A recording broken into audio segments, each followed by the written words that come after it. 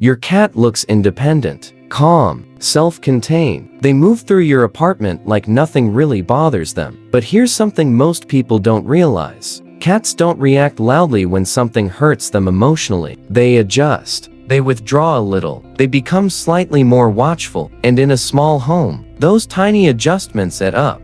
There are everyday things that feel completely normal to you. Some even feel loving. Some feel efficient. Some feel harmless. But to your cat, they can quietly chip away at one thing that matters more than anything else. Safety. Not dramatic fear, not trauma, just a slow shift in how secure your cat feels in your home. And the last one on this list? It affects your cat's sense of territory more than most people ever consider.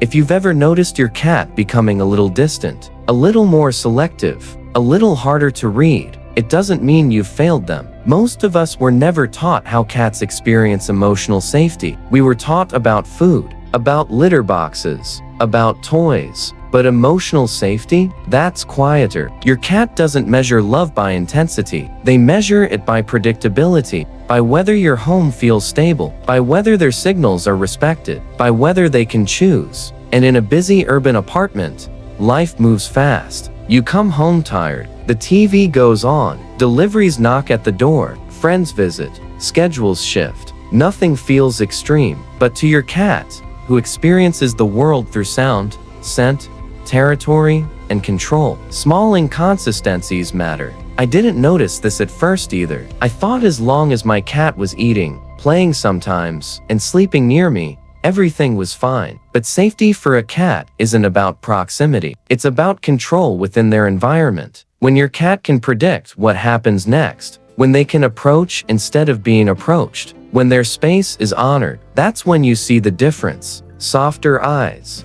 slower movements, deeper sleep. This isn't about being perfect. It's about noticing the micro moments that shape how your cat feels in your home.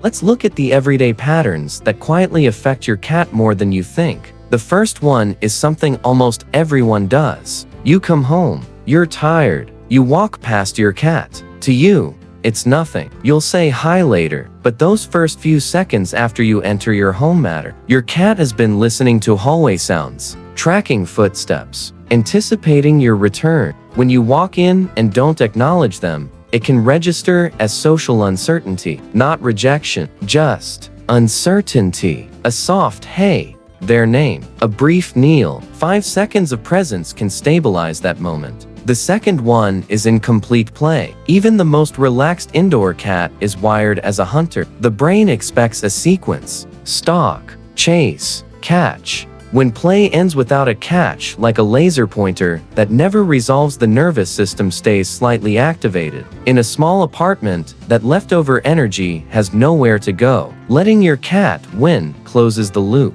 It turns stimulation into satisfaction. The third is petting without checking consent. Some cats love belly rubs. Many don't. The base of the tail, the lower back, the paws. These areas can trigger tension even if your cat tolerates it. When you start in neutral zones, cheeks, chin, forehead, and watch for leaning in versus pulling away, you give your cat choice. Choice lowers stress. The fourth is interrupting safe retreats. That box in the corner, the top shelf, under the bed, those aren't signs of distance. They're emotional reset buttons. When your cat withdraws and you pull them out to reassure them, you accidentally remove their coping tool. In urban homes especially, vertical space and quiet corners aren't luxury. They're regulation tools. The fifth is yelling, startling, or punishing. Cats don't connect your raised voice to something they did minutes ago. They connect it to unpredictability.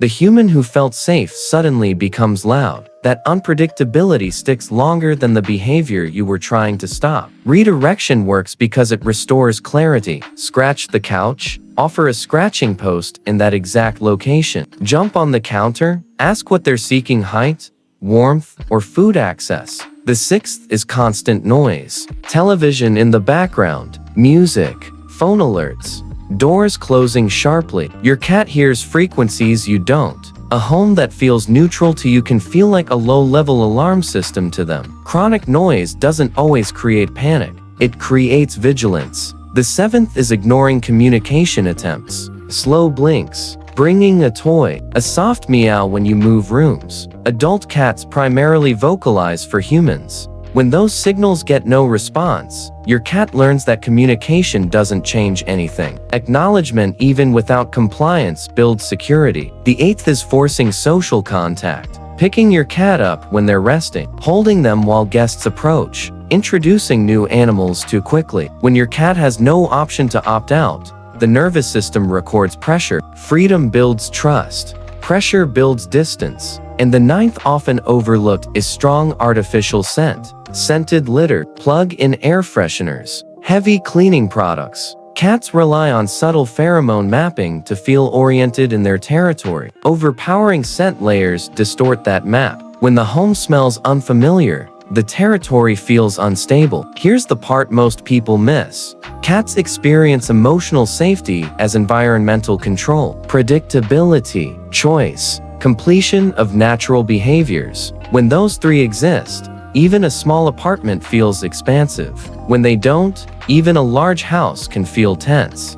Now here's the gentle shift. You don't need a bigger home. You don't need more expensive toys. You don't need hours of extra time. You just need a few small adjustments that restore predictability and choice inside your home. When you come home, pause for 5 seconds. Before you drop your bag, before you check your phone, say your cat's name softly. Make brief eye contact. Kneel if you can. You're signaling, you matter here. When you play, complete the cycle. Use a wand toy. Let your cat stalk. Let them chase. And most importantly, them catch. End the session with a small treat or a calm moment. You'll notice the difference. Less restless pacing, more relaxed grooming afterward. When you pet your cat, start in neutral zones. Cheeks, under the chin, forehead. If your cat leans in, continue. If their tail flicks or ears shift back, pause. That pause builds trust. Protect at least one retreat space. A high shelf, a covered bed, a quiet corner that no one disturbs. In a busy apartment building,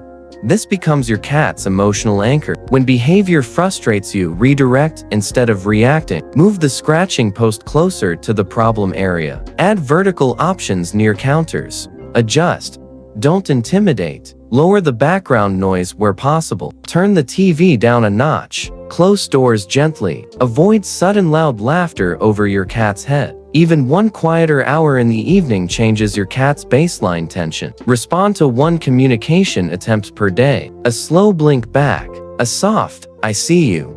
A gentle touch when they bring a toy. You're reinforcing that signal's work. Let your cat approach first when possible, especially with guests. Especially when they're resting. Agency is calming. And switch to unscented basics. Unscented litter, mild cleaners, less artificial fragrance. When your home smells stable, your cat's territory feels stable. You don't have to fix everything at once. Start with one. Observe. Cats tell you when something feels better. Their body softens. Their movements slow. They choose to stay closer. Your cat isn't fragile. They're perceptive. They notice patterns. They notice tone. They notice whether their signals change anything in your home. And the beautiful part is this. When you adjust even one small thing, they adjust too. Not dramatically, not instantly, but you'll see it. A longer blink, a deeper stretch, sleeping closer to you instead of across the room. In a small apartment, emotional space matters even more than physical space. You might not be able to give your cat a backyard or endless square footage, but you can give them something far more powerful. Predictability, choice, completion. That's what builds security. That's what deepens trust. So I'm curious, which one of these surprised you the most? And which one will you change starting today? Tell me in the comments. Your insight might help someone else notice something in their own home. And if this shifted the way you see your cat even a little, there's another video waiting for you that goes deeper into the quiet signals cats use to say, "I trust you." Because once you start noticing, your whole relationship changes.